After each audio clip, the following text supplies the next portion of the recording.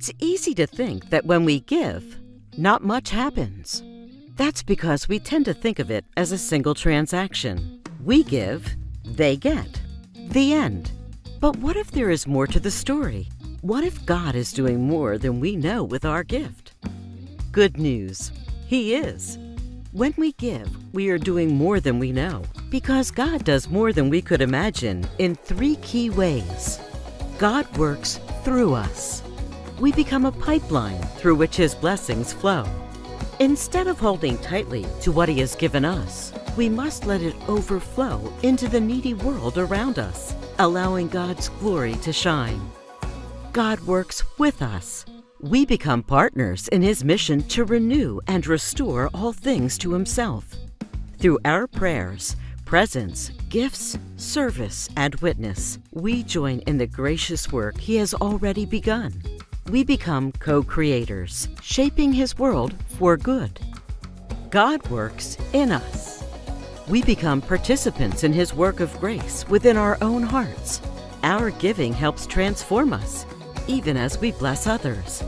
And as we align our treasure with what He treasures, we reveal the work He is doing in our hearts to make us more like Jesus.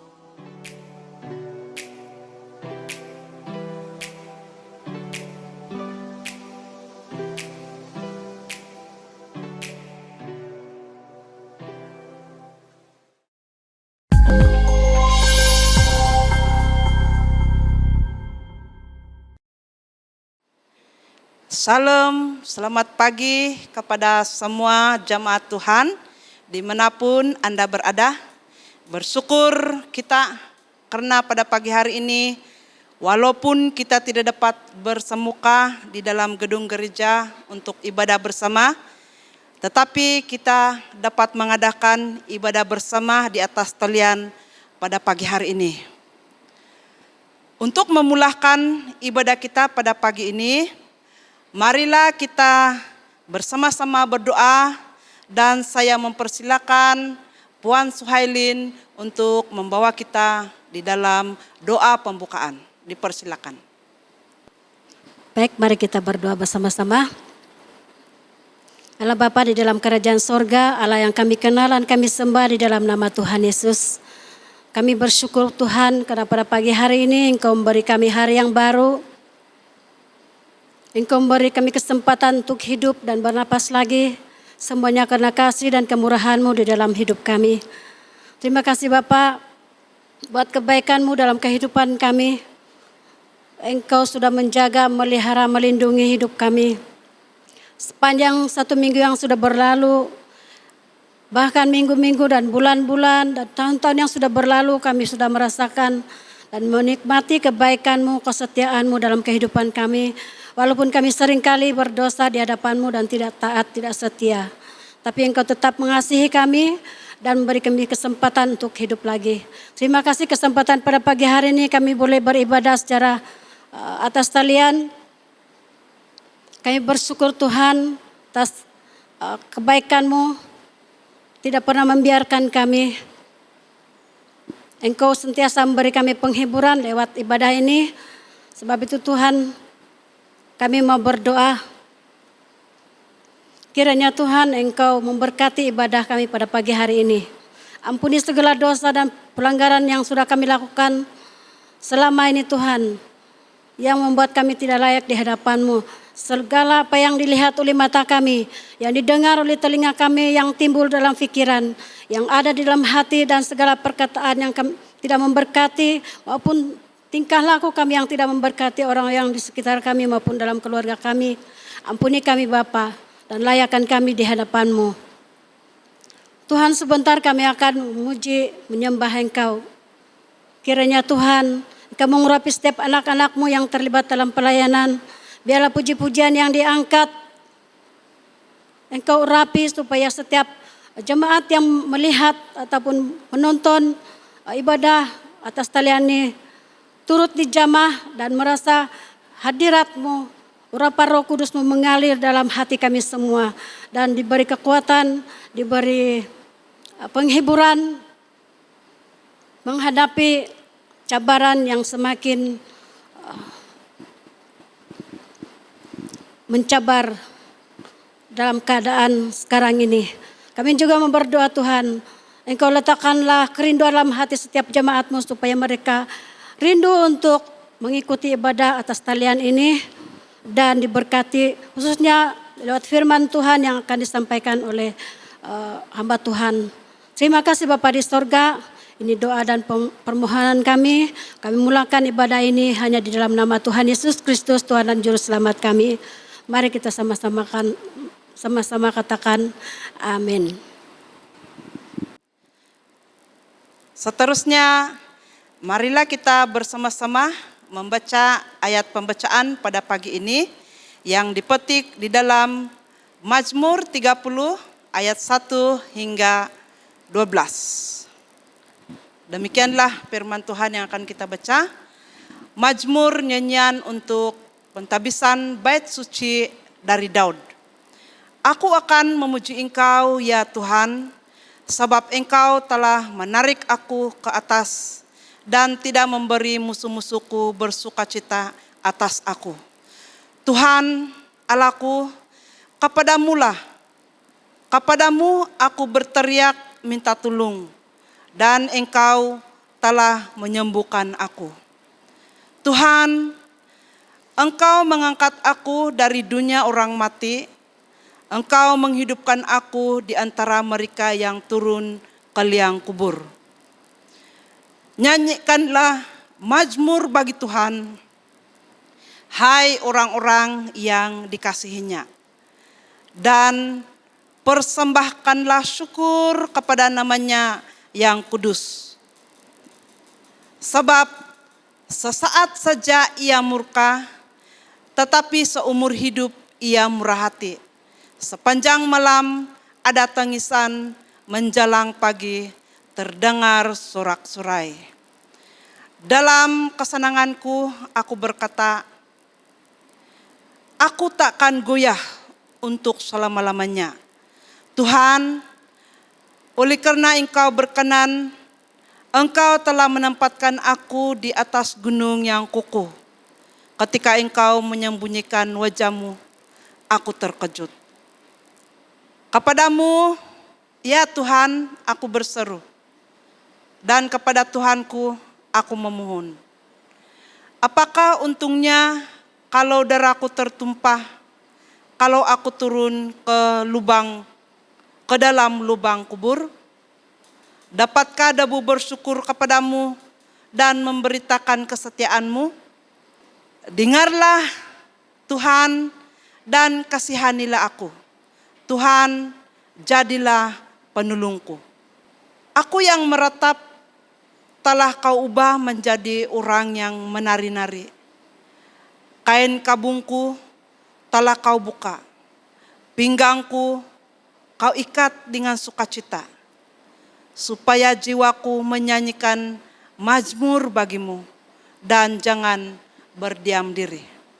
Tuhan, Allahku, untuk selama-lamanya aku mau menyanyikan syukur bagi-Mu. Demikianlah pembacaan firman Tuhan pada pagi ini. Sekian dan terima kasih.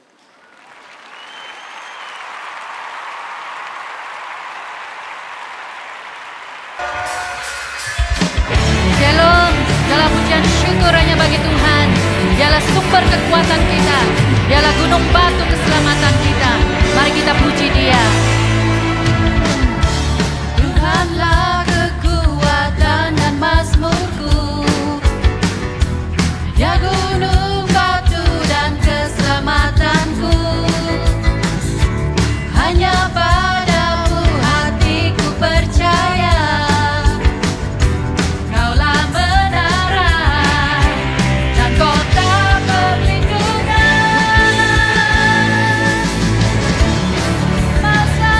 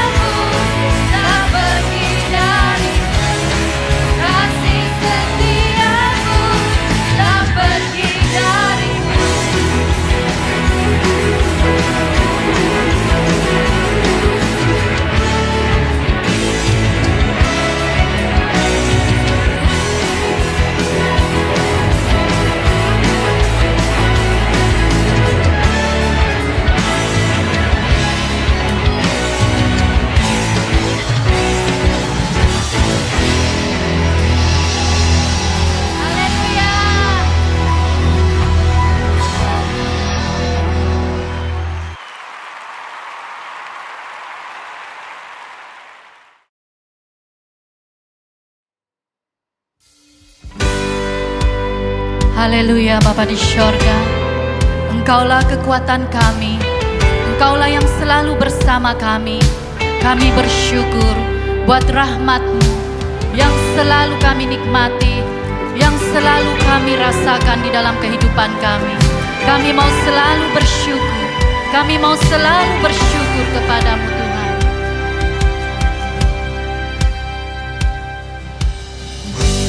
Banyak yang Kau perbuat di dalam hidupku, rancangan indah-Mu terjadi di hidupku. Bapa yang mengerti segala yang ku perlu, kasih-Mu sempurna nyata dalam hidupku. Ku bersyukur Bapa, ku bersyukur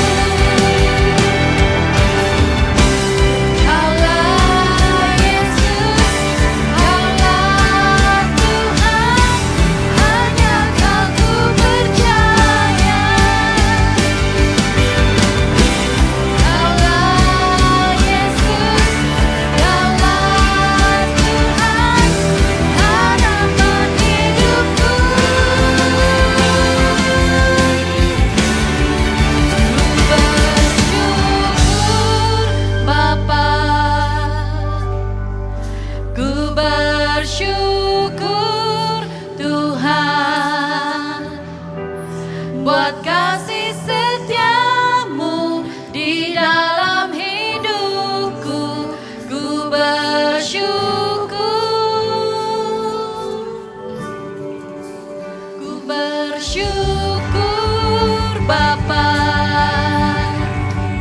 ku bersyukur Tuhan buat kasih setiamu di dalam hidupku. Ku bersyukur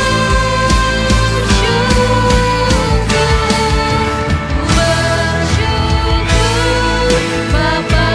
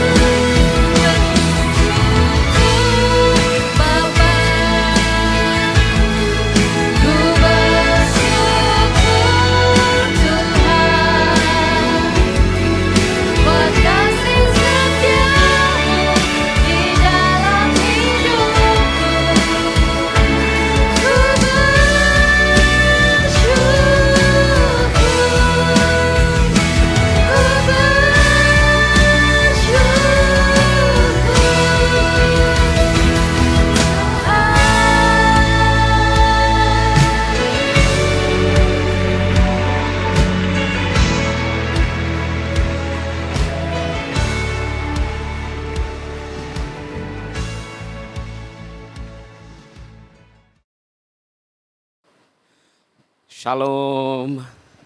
Sekali lagi ucapkan shalom. Salam sejahtera. Selamat pagi. Karena kita bersyukur pada Tuhan. Sekali lagi kita beribadah walaupun secara atas talian.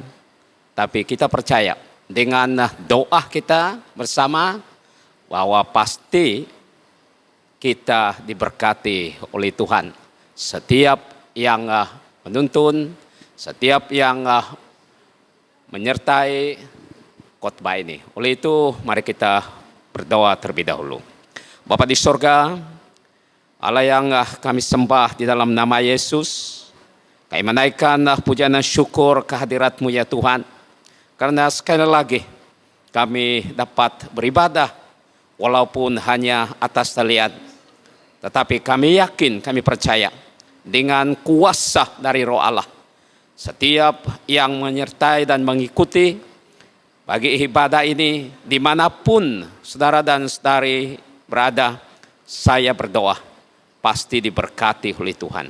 Saya yang menjadi saluran berkat Tuhan, tidak memiliki apa-apa, hanyalah bersandar dengan kuasa dari Tuhan Yesus yang dimuliakan. Di dalam nama Yesus kami berdoa. Amin. Kita terus melihat pembacaan firman Tuhan pagi hari ini yang terdapat di dalam Lukas pasal 17 ayat yang ke-11 sehingga ayat yang ke-19. Firman Tuhan berkata demikian, saya membaca dengan suara kedengaran. Dalam perjalanannya ke Yerusalem, Yesus menyusul perbatasan Samaria dan Galilea. Ketika ia memasuki suatu desa, datanglah 10 orang kusta menemui dia. Mereka tinggal berdiri agak jauh dan berteriak, "Yesus, Guru, kasihanilah kami." Lalu ia memandang mereka dan berkata, "Pergilah, perlihatkanlah dirimu kepada imam-imam." Dan sementara mereka di tengah perjalanan, mereka menjadi tahir. Seorang dari mereka ketika melihat bahwa ia telah sembuh, kembali sambil memuliakan Allah dengan suara nyaring.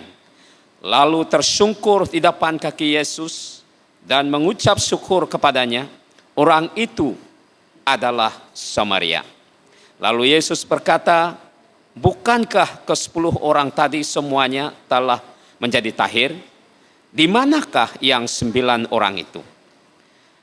Tidak adakah di antara mereka yang kembali untuk memuliakan Allah selain daripada orang asing ini. Lalu ia berkata kepada orang itu, berdirilah dan pergilah, imanmu telah menyelamatkan engkau. Tema firman Tuhan pagi hari ini ialah bersyukur dan bersaksi.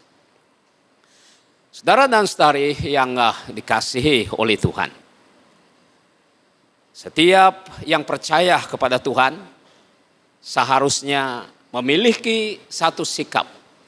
Setiap berkat yang dia terima daripada Tuhan, dia harus bersyukur dan bersaksi di atas berkat yang dia peroleh daripada Tuhan, bersaksi tentang kebesaran Tuhan dan kemuliaan nama Tuhan.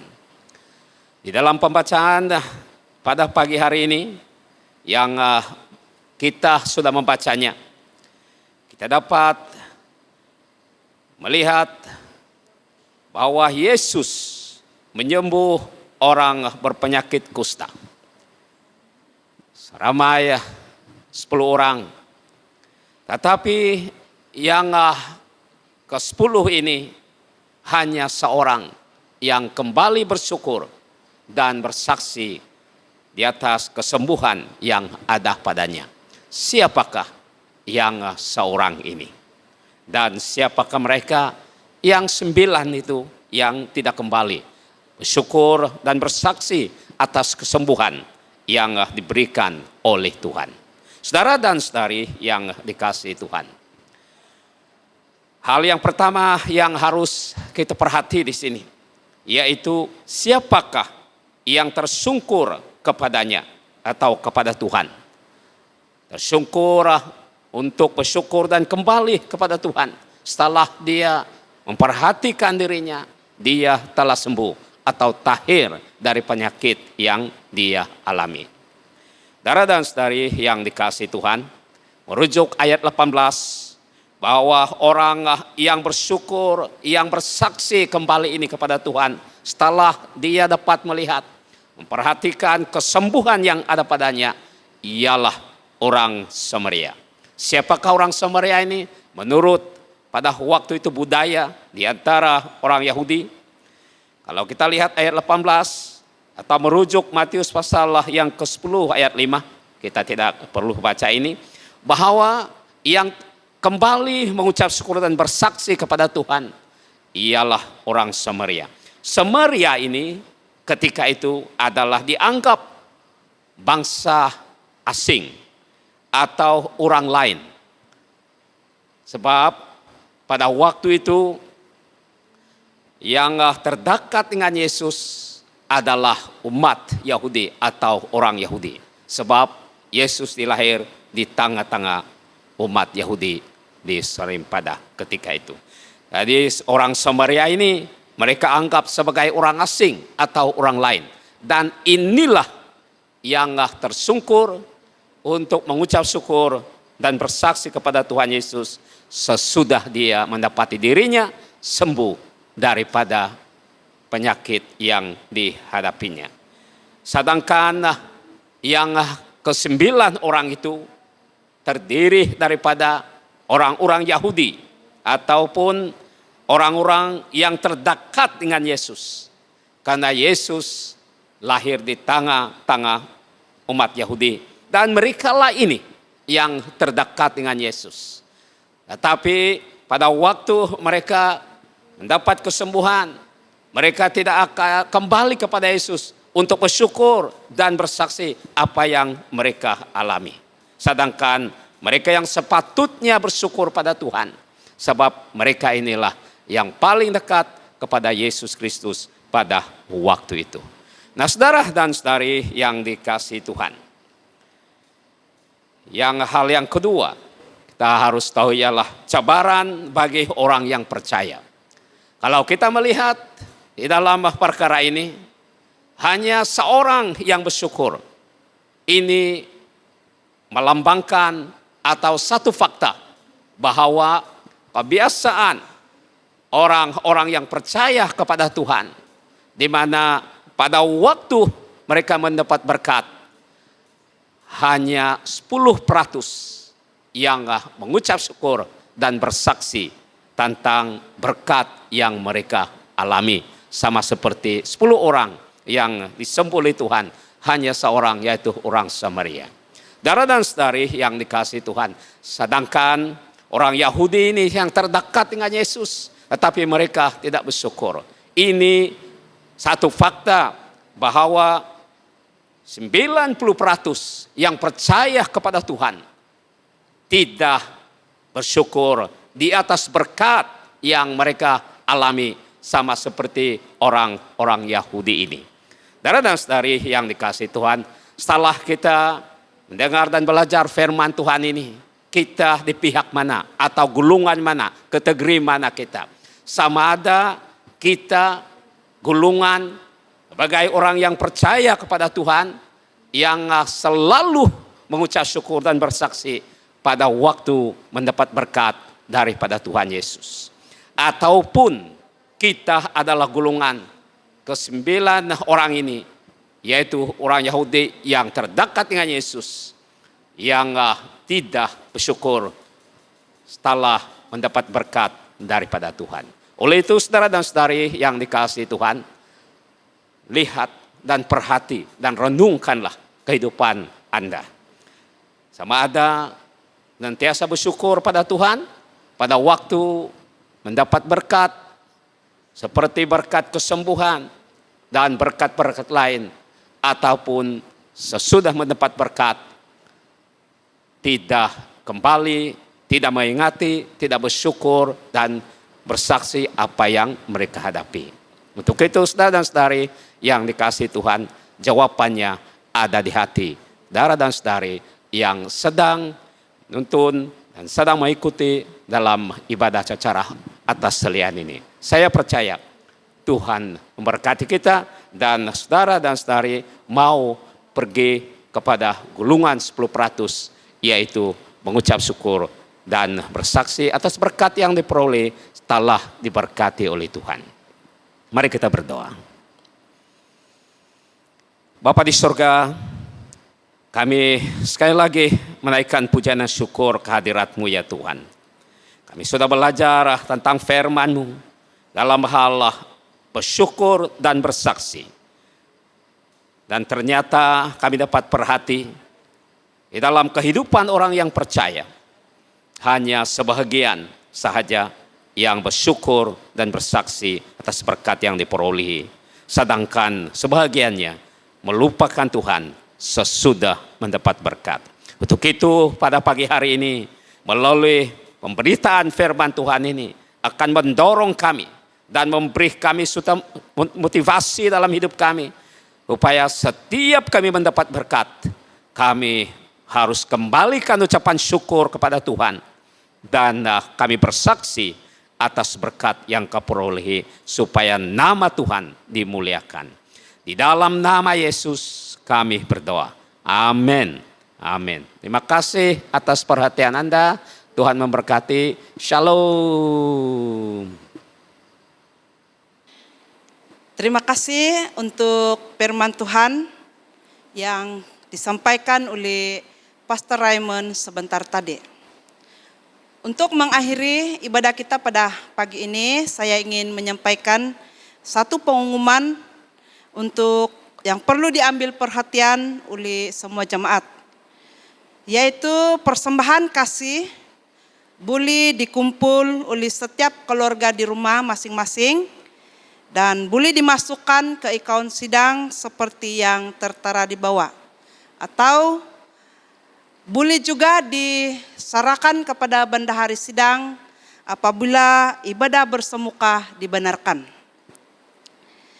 Sidang jemaat yang dikasihi Tuhan, kita sudah berada di penghujung, namun marilah kita bersama-sama mematuhi SOP yang sudah ditetapkan oleh pihak kerajaan dimanapun kita berada. Lindung diri, lindung semua. Sampai jumpa lagi di ibadah yang akan datang. Tuhan memberkati.